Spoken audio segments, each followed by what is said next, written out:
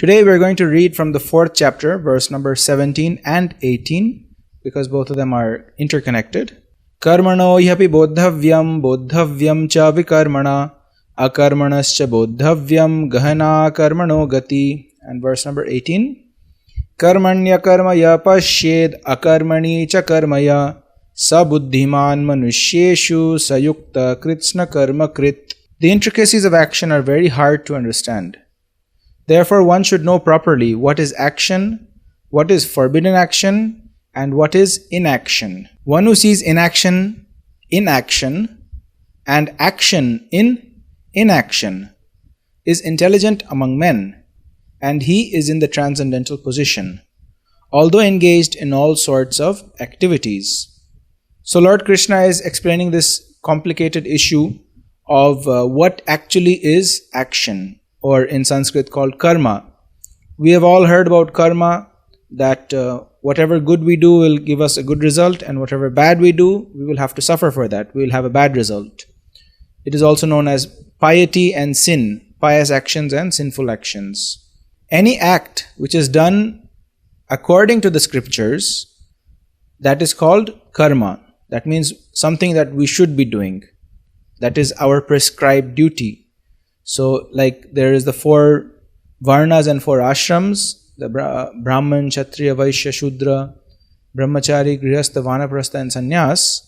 So there is certain activities prescribed for each one of them. If one follows his prescribed duties, then he will be rewarded for that.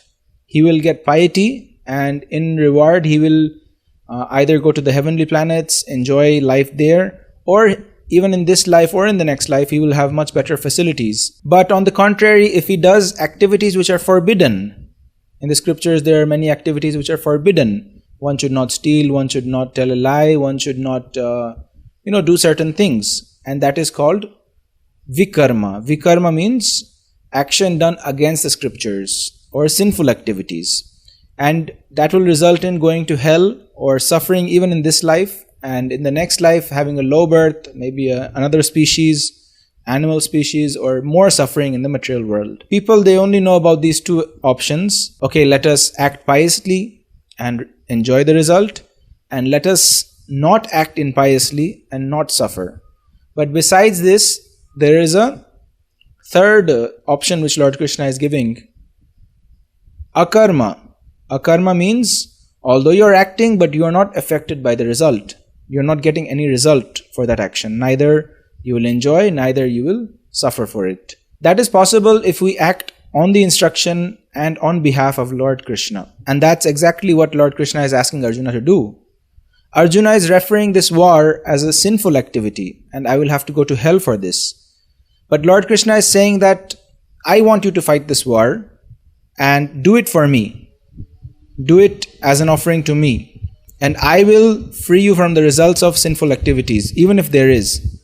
Although there isn't any sinful action, but even if there is any sinful action, I will free you from it.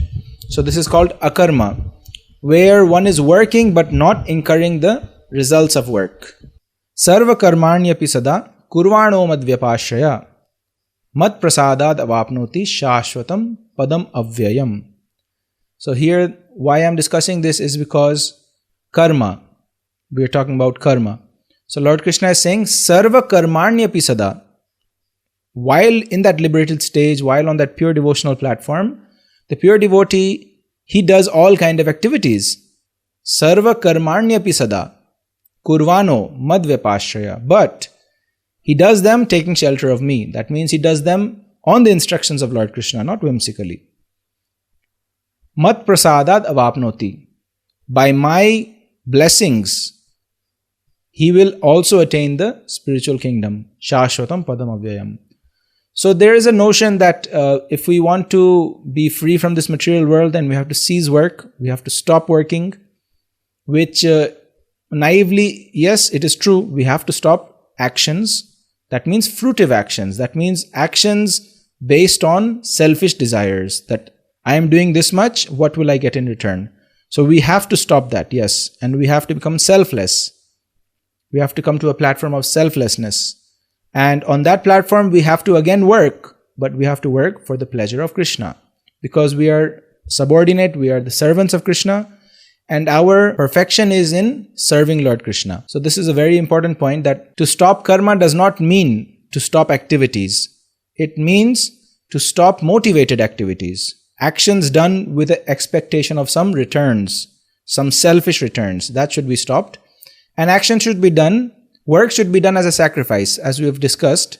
Yagyarthat karmanonyatra. Remember that verse? Work should be done as a sacrifice. Then it is leading to liberation. But if it's done for one's own sake, then it is bounding. Now, the next important point is one who sees action in inaction. Some people who have not taken this knowledge through the Guru Parampara, they misunderstand.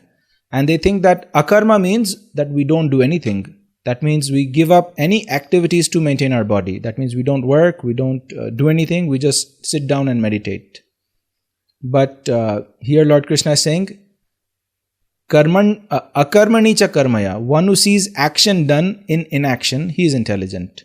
So the meaning is that one may not physically be doing actions, but his mental faculty is always working. He's desiring many things, he's hating many things, or even just basic things about his body. He has to breathe, he has to walk, he has to eat something to maintain his body.